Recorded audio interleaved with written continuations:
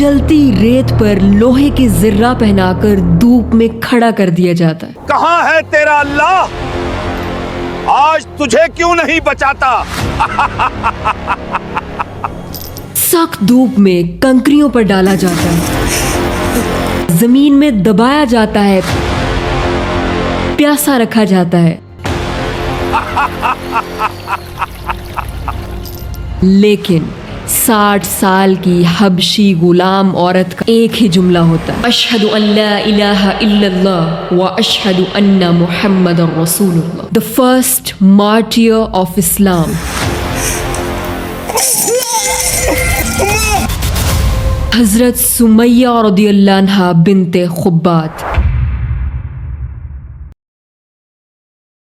حضرت سمیہ رضی اللہ عنہا نبی صلی اللہ علیہ وآلہ وسلم سے تقریباً 20 سال پہلے 551 میں پیدا ہوئی۔ حضرت سمیہ رضی اللہ عنہا کا تعلق ایتھوپیا سے تھا۔ مکہ میں وہ قبیلہ بنو مخزوم کہ جس قبیلے میں زیادہ تر واریئرز تھے، اس قبیلے کے سردار الولید ابن المغیرہ کہ جس کے تکبر کا ذکر قرآن میں آیا، ثم ادبر واستکبر، اور جو حضرت خالد بن ولید رضی اللہ عنہ کا باپ تھا۔ حضرت سمیہ رضی اللہ عنہ الولید ابن المغیرہ کے بھائی ابو حذیفہ ابن المغیرہ کی غلام تھی۔ حضرت سمیہ رضی اللہ عنہ کی شادی حضرت یاسر رضی اللہ عنہ سے ہوئی جن کا تعلق یمن سے تھا، اور وہ اپنے گمشدہ بھائی کو ڈھونڈنے کے لیے مکہ آئے تھے، لیکن پھر اسی پروسیس میں وہ مکہ میں رہنے لگے، اور مکہ میں رہنے کے لیے وہ ابو حذیفہ کی پروٹیکشن میں رہنے لگے۔ کچھ عرصے بعد حضرت سمیہ رضی اللہ عنہ کی شادی حضرت یاسر رضی اللہ عنہ سے ہو جاتی ہے،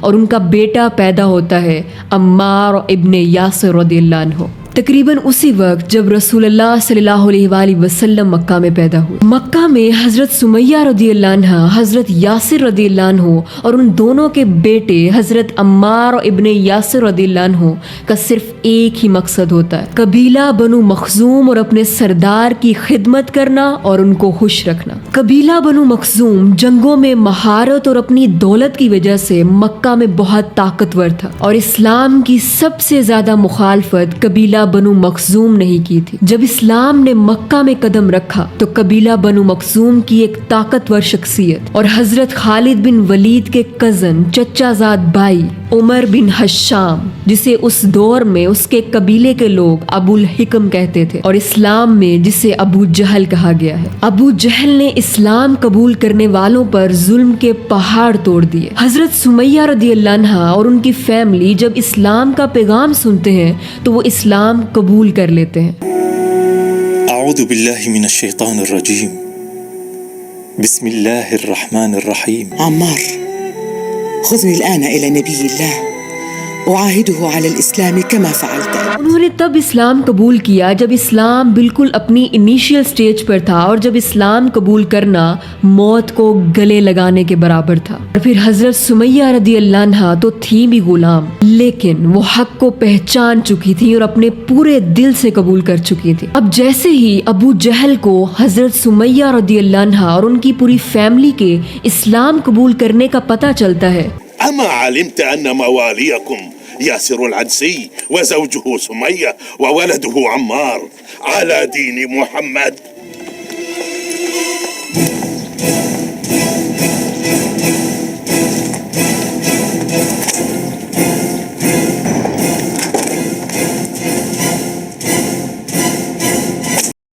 تو وہ ان پر ہر طرح کے ظلم کی برسات کر دیتا ہے، ایسے ظلم کہ جن کو اپنے اندر تھوڑی سی بھی انسانیت رکھنے والا انسان نہ دیکھ سکے نہ سن سکے۔ کوڑے مار مار کر جسم چھلنی کر دیا جاتا ہے، لوہے کی زریں پہنا کر سخت جلتی ریت پر دھوپ میں کھڑا کر دیا جاتا ہے۔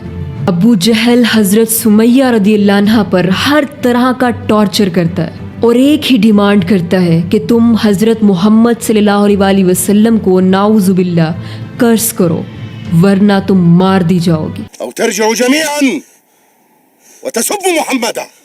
اتنے زخموں کے باوجود، موت کو سامنے دیکھنے کے باوجود، ایک حبشی 60 سال کی غلام عورت ابو جہل کے منہ پر تھوک کر کہتی ہے، بمحمد الا لانك عشقته لجماله۔ ألا لعنة الله عليك أيها الخبيث الفحاش البذيء، إنك والله لأهون عندي من الجعل على قمامة. Abu Jahl was literally the Pharaoh of this ummah, and Hazrat Sumayya radiallahu anha, Asia of our उम्मा, वो अबू जहल के सामने डट कर खड़ी रही और उसके किसी मुतालबे को पूरा न किया। अब यहाँ जहन में सवाल आता है कि हजरत अबू बकर सिद्दीक रदियल्लाहु अन्हु तमाम गुलामों को आज़ाद करवा लिया करते थे, तो फिर क्यों उन्होंने हजरत सुमैया रदियल्लाहु अन्हा और उनकी फैमिली को आज़ाद नहीं करवाया? क्योंकि हजरत सुमैया रदियल्लाहु अन्हा और उनकी फैमिली जिन लोगों के अंडर थी, उन्होंने कोई ऐसा रूल नहीं बनाया हुआ था कि इन लोगों को रकम देकर आजाद करवाया जा सकता, इसलिए कोई कुछ ना कर सकता था। जब रसूलुल्लाह सल्लल्लाहु अलैहि वसल्लम वहां से गुजरते और उन पर जुल्म होता हुआ देखते तो फरमाते, ولكن كما قال رسول الله صبرا آل ياسر فإن موعدكم الجنة. जब अबू जहल के बार बार इसरार करने पर और हर तरह के जुल्म करने पर भी हजरत सुमैया रदियल्लाहु अन्हा ने उसकी बात ना मानी, तो अबू जहल ने हजरत सुमैया रदियल्लाहु अन्हा के प्राइवेट पार्ट पर नेज़ा मारा।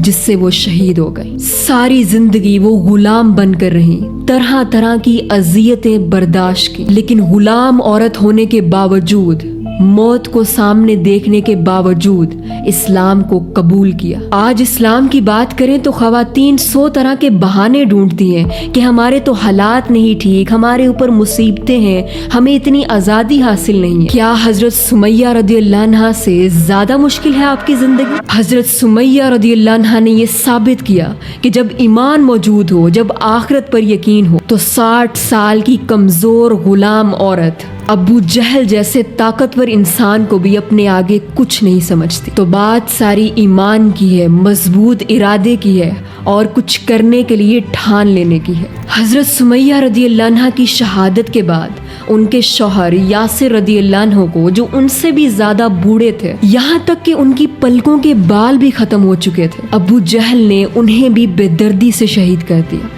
अपनी आंखों के सामने अपने वालिदैन पर यूं जुल्म होता देखकर और बेदर्दी से उनकी शहादत को देखकर अम्मार इब्ने यासिर रदियल्लाहु अन्हु ने अबू जहल की बात मानी और बाद में परेशानी की हालत में रसूलुल्लाह सल्लल्लाहु अलैहि वसल्लम के पास हाजिर हुए। रसूलुल्लाह सल्लल्लाहु अलैहि वसल्लम ने अम्मार इब्ने यासिर रदियल्लाहु अन्हु को हौसला दिया। जरा सोचिए कि जिसने आपके वालिदैन को इतनी बेदर्दी से कत्ल किया हो, जब वो आपके सामने खुशहाल और दंदनाता फिरता हो, तो आपको कैसा महसूस होता होगा। यकीनन ये बहुत मुश्किल वक्त था, लेकिन फिर वो दिन आया कि अम्मार इब्ने यासिर रदियल्लाहु अन्हु ने अपने वालिदैन के कातिल को जंगे बदर में अपनी आंखों के सामने मरता देखा।